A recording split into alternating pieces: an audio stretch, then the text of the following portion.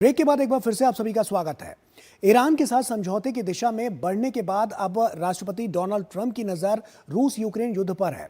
Trump ने साफ संकेत दिया है कि उनकी अगली बड़ी प्राथमिकता यूक्रेन में शांति बहाल करना है। G7 शिखर सम्मेलन में भी युद्ध का मुद्दा छाया रहा, जहां रूस पर नए प्रतिबंधों और यूक्रेन को सैन्य सहायता बढ़ाने पर सहमति बनी। क्या इस सहमति से युद्ध की दिशा बदलती जा सकती है? क्या है हालात और क्या होगा शांति के पक्ष में नया दाव? देखिए इस रिपोर्ट में। ईरान के साथ शुरुआती समझौते के ऐलान के बाद अमेरिकी राष्ट्रपति डोनाल्ड ट्रंप की प्राथमिकता अब रूस यूक्रेन युद्ध है। ये घोषणा खुद राष्ट्रपति ट्रंप ने की है। ट्रंप ने बताया कि इस सिलसिले में उनकी यूक्रेन और रूस के राष्ट्रपतियों से बात भी हुई है। उन्होंने कहा कि अब यूक्रेन में युद्ध खत्म कराना उनका अगला बड़ा मकसद होगा। उधर फ्रांस में हो रही G7 शिखर बैठक में भी ईरान और यूक्रेन युद्ध का मुद्दा छाया रहा। ट्रंप ने दोनों पक्षों से शांति समझौते पर पहुंचने की अपील करते हुए कहा कि युद्ध खत्म करने के लिए रूस को समझौता करना चाहिए। बैठक के मेजबान फ्रांसीसी राष्ट्रपति इमैनुअल मैक्रों ने यूक्रेनी राष्ट्रपति व्लादिमीर ज़ेलेंस्की को विशेष अतिथि के रूप में आमंत्रित कर यूक्रेन मुद्दे को एजेंडे में सबसे ऊपर रखा। G7 देशों के नेताओं ने एक साझा बयान जारी कर रूस की अर्थव्यवस्था पर दबाव बढ़ाने और नए प्रतिबंध लगाने का संकल्प लिया।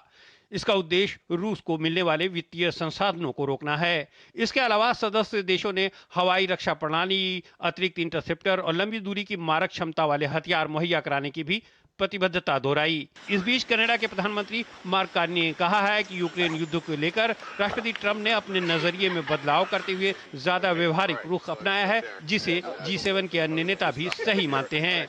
उधर यूक्रेनी राष्ट्रपति ज़ेलेंस्की ने कहा है कि ये बहुत जरूरी है कि दोनों पक्षों के बीच अमेरिकी मध्यस्थता में होने वाली अगले दौर की बातचीत सर्दी आने से पहले हो।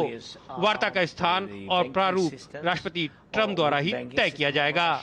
G7 के बढ़ते दबाव के बीच रूस भी नए दोस्तों की तलाश में बुधवार को दक्षिण पूर्वी एशियाई नेताओं के शिखर सम्मेलन की मेजबानी कर रहा है। 11 देशों के प्रतिनिधि सम्मेलन में हिस्सा ले रहे हैं। इस बीच ब्रिटिश चैनल में यूके की झंडे वाली एक नागरिक नाव पर रूसी युद्धपोत द्वारा चेतावनी के तौर पर चलाई गई गोली से तनाव को नया मोड़ दे दिया है। ब्रिटिश प्रधानमंत्री कीर स्टारमर ने इसे गैर जिम्मेदाराना और बेहद चिंताजनक बताया। हालांकि रूसी रक्षा मंत्रालय ने मंगलवार को कहा था कि नाव के जहाज से टकराने के खतरे को देखते हुए ये कदम उठाया गया था। इसे लेकर ब्रिटिश रक्षा मंत्रालय का भी आकलन यही है कि ये चेतावनी वाला फायर ही था। शांति की संभावनाओं की तलाश के बीच रूस और यूक्रेन का एक दूसरे पर ताबड़तोड़ हमलों का सिलसिला भी जारी है। दक्षिण पूर्वी यूक्रेनी शहर ज़पोरिज़िया पर रूसी हमले में एक व्यक्ति की मौत हो गई, जबकि 7 अन्य घायल हो गए हैं और एक घर व शॉपिंग सेंटर में आग लग गई। और आइए इसी खबर पर चर्चा करते हैं। डॉक्टर संदीप त्रिपाठी लगातार हमारे साथ जुड़े हुए हैं।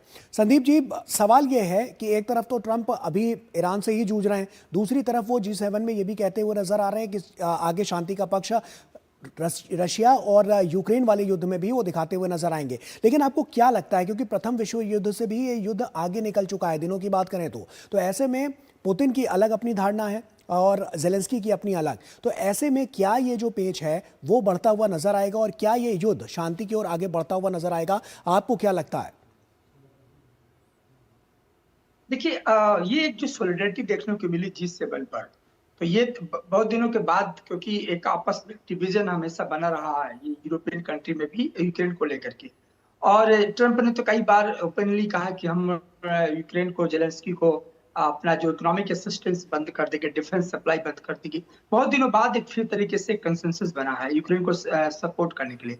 लेकिन हम जानते हैं कि यूक्रेन को सपोर्ट को लेकर के ये पहली बार नहीं, सपोर्ट शुरू से ही मिलता रहा है और अभी भी वॉर की सिचुएशन वैसी ही बनी है जैसे कि शुरुआत हुई थी।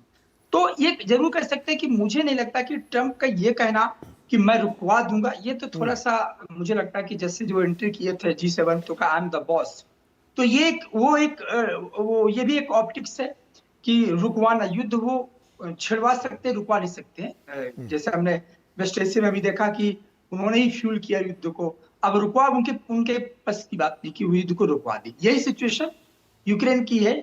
आप याद होगा अलास्का मीटिंग हुई थी सितंबर 2025 में, उस समय भी तो युद्ध रुकवाने की बात हो रही थी। लेकिन आप व्यवहारिक स्तर पर जाना होगा और वो यहाँ पर भी ज़ेलेंस्की को समझाना पड़ेगा कि आपको यदि युद्ध रोकना है तो फिर कुछ शर्तें रूस की वो माननी पड़ेगी। रूस का जो पुतिन का जो कोर स्ट्रेटेजिक कंसर्न यही था कि जो ईस्टर्न जो पार्ट है उसका यूक्रेन का वो उसको मिले, इसके बाद सिक्योरिटी की गारंटी मिले, क्योंकि जो ईस्टवर्ड एक्सपेंशन है नाटो का वो रुके। बहुत सारी बातें हैं जो पुतिन ने रखा था। मुझे लगता है कि वो भी ऑप्टिक्स ही रह गया, क्योंकि जब तक कोर इश्यूज को आप रिजॉल्व नहीं करते, एड्रेस नहीं करते, तब तक किसी भी तरीके का डील संभव नहीं है। और इस तरीके के इसीलिए 4 साल हो गए। आपने कहा कि फर्स्ट वर्ल्ड वॉर के बाद से इतना टाइम दुनिया में किसी वॉर नहीं देखा। वो रीजन यही है कि दोनों पक्ष में एक कंसेंसस नहीं नजर आ रहा। यही सिचुएशन आपने देखा होगा कि 2023 में जब हमास वर्सेस इजराइल हुआ था, उस युद्ध का क्या हुआ, कोई चर्चा नहीं हो रही, कोई नॉन एंडिंग नहीं है। यही सिचुएशन मेरा प्रेडिक्शन है, यही ईरान वर्सेस इजराइल का होने वाला है। क्योंकि अब ये वो वक्त नहीं आया कि कोई भी party push the button on end of कर दे। आप ऑन कर सकते हो, ऑफ करने में आपके हाथ का ये वो नहीं, आपका ये कह सकते हैं कि ये डिस्क्रिशनरी पावर नहीं है। ये दूसरे पर डिपेंड करेगा कि वो कितना सहमत है आपके शर्तों के साथ। तो एक जो एरोगेंस फैक्टर है, एक जो ये कि कंट्री को हम क्या दिखाएंगे, यही जेलेंस्की के साथ इशू है, यही पुतिन के साथ है, और यही ईरान के इजराइल की। लेकिन पुतिन का टेक भी हमने हर बार देखा है साफ तौर पर, यहाँ पर अगर नजर डालें तो, कि पुतिन ने हमेशा अपनी शर्तों को आगे रखा और उन्होंने कहा कि अगर इन शर्तों में से एक भी अगर इसमें ऐसी बात होगी तो वो पीछे नहीं हटेंगे। पुतिन का साफ तौर पर कहना, कई फोरम पर हमने ये बातचीत अलग अलग तरह से देखी है। तो ऐसे में पुतिन कितना इंपॉर्टेंट रोल यहाँ पर अदा करते हुए नजर आ रहे हैं, क्योंकि जब इस तरह की कोई बात निकलकर सामने आती है, शांति का पक्ष में आगे बढ़ते हुए नजर आते हैं, तो पुतिन की वो जो अहमियत है, और साफ तौर पर पुतिन जिन शर्तों पर यूक्रेन को मनाना चाहते हैं, वो कितना इंपॉर्टेंट फैक्टर इस पूरे युद्ध में साबित होती हुई नजर आ रही है। देखिए, पुतिन की जो शर्तें हैं वो मैं इसलिए कई बार व्यवहारिक इसलिए कहता हूं, क्योंकि आप जो पॉलिटिकल मैप देखिए कि यूक्रेन एक क्या था, बफर स्टेट था। यूक्रेन मतलब यूक्रेन का जीतना रूस पर, इसका मतलब है कि पूरे यूरोपियन कंट्री कल के डेट में सभी आ जाएंगे रूस पर, ऐसे अटैक करेंगे और इनक्रोच करेंगे उसकी सिक्योरिटी को। तो ये रशिया को मैसेज देना बहुत जरूरी हो गया था कि ये बॉर्डर है तो इसको बॉर्डर रहने दिया जाए, यहाँ पर सिक्योरिटी इंक्रोचमेंट न किया जाए। और इसीलिए पुतिन 4 साल में उन्होंने बहुत खोया है, अपने सैनिक खोए हैं। और तो अब वो क्यों ऐसा शर्तें करेंगे, क्यों ऐसा डील करेंगे उस समय जब उसका अपर हैंड है, जब हर मामले से पुतिन वो रशिया आज की डेट में यूक्रेन के कंपैरिजन में एक अपर हैंड में रहता है हमेशा, विदाउट लूजिंग द लॉस।